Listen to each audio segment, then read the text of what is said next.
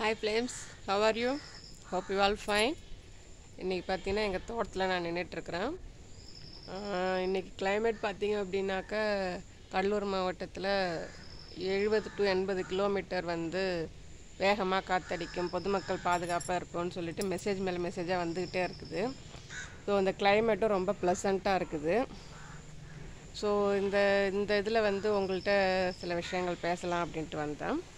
இன்றைக்கி நான் பேசணும்னு நினச்ச விஷயம் என்னன்னு பார்த்தீங்க அப்படின்னாக்கா, எந்த ஒரு உங்களை சுற்றி என்ன வேணாலும் நடந்துட்டு போட்டோம், அது எல்லாத்துக்குமே ரியாக்ட் பண்ணாதீங்க. அதுதான் இன்றைக்கி நான் உங்கள்கிட்ட பேச போகிறேன். இப்போ வந்து உங்கள்கிட்ட வந்து உங்களை சுற்றி நடக்கிற விஷயங்கள் வந்து என்ன அப்படின்னாக்கா, உங்களை பாதிக்கிற மாதிரியான விஷயங்கள் நிறைய நடக்கும். நம்ம ஃபேமிலிலையும் சரி, நம்ம வேலைக்கு போகிற இடத்துலையும் சரி, இல்லை எங்கேயா ட்ராவல் பண்ணிட்டு போகிறோம் அப்படின்னாக்கா, நம்மளை சுற்றி நம்மளை இரிட்டேட் பண்ணுற விஷயங்கள், நமக்கு பிடிக்காத விஷயங்கள், நம்மளை ட்ரிகர் பண்ணுற விஷயங்கள் நிறையவே நடக்கும்.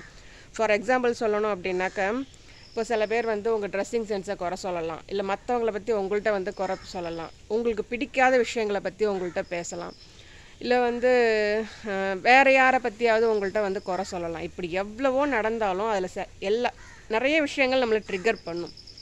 பட் அது எல்லாத்துக்குமே நீங்கள் ரியாக்ட் பண்ணணும் அப்படின்ற எந்த ஒரு அவசியமும் உங்களுக்கு கிடையாது. ஓகேங்களா?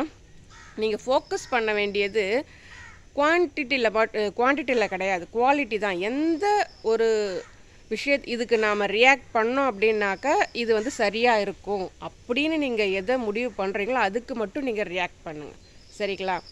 அஃப்கோர்ஸ் நம்ம சுற்றி நடக்கிற எல்லா விஷயங்களும் நமக்கு கோவத்தை உண்டு பண்ணும் தான், நான் இல்லைன்னு நான் சொல்லலை. ஸோ இட்ஸ் ஓகே, இது நடக்கத்தான் செய்யும் அது. பட் அப்படி நீங்கள் அந்த கோவத்தை வெளிப்படுத்தணுன்றதுக்காக நீங்கள் ஏதாவது பேச போனால் உங்களுக்கு அது ஸ்ட்ரெஸ் லெவலை அதிகமாக்கும். ஓகேங்களா? ஓவர் திங்கிங்கை வந்து அதிகமாக்கும். ப்ளஸ் உங்களுடைய காம் மைண்டை வந்து அதை டிஸ்டர்ப் பண்ணும். இது எதுவுமே வேண்டாம் அப்படின்னு நீங்கள் ஒதுங்கி போகிறது தப்பே கிடையாது. ஓகேங்களா? உங்களை சுற்றி நடக்கிற விஷயங்கள், உங்கள் ஒர்க்கை குறை சொல்லலாம், உங்களுடைய எபிலிட்டியை குறை சொல்லலாம், நீங்கள் செஞ்ச ஒரு விஷயத்தை நீங்கள் ஆசைப்பட்டு ரொம்பவும் இன்வால்வ் பண்ணி செஞ்ச ஒரு விஷயத்துக்கு வந்து ஒரு பேட் கமெண்ட் வரலாம். இப்படி எது வேணாலும் நடக்கலாம் உங்களுக்கு.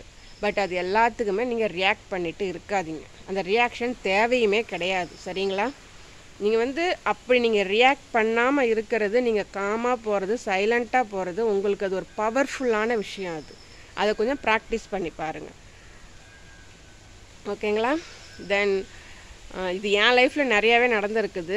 அடிக்கடி எதுக்கு எடுத்தாலும் நானும் கோவப்பட்டுக்கிட்டே இருப்பேன். பட் இப்போல்லாம் நான் அப்படி கிடையாது. தேவையில்லையா விட்டுட்டே போவோம். அது நமக்கு லைஃப்பில் ஏதாச்சும் நமக்கு ஹெல்ப் பண்ணுமா, நம்மளுடைய மென்டல் எபிலிட்டிக்கு, மென்டல் காம்னஸுக்கு ஹெல்ப் பண்ணுமா அப்படின்னு ஒரு நிமிஷம் நான் யோசிப்பேன். அப்படி எனக்கு ஓகே இது நம்ம ரியாக்ட் பண்ணாதான் இது சரியாக இருக்கும் அப்படின்னு நான் கன்ஃபார்ம் பண்ணதுக்கு அப்புறமேலுக்கு தான் இப்போல்லாம் நான் ரியாக்ட் பண்ணுறது.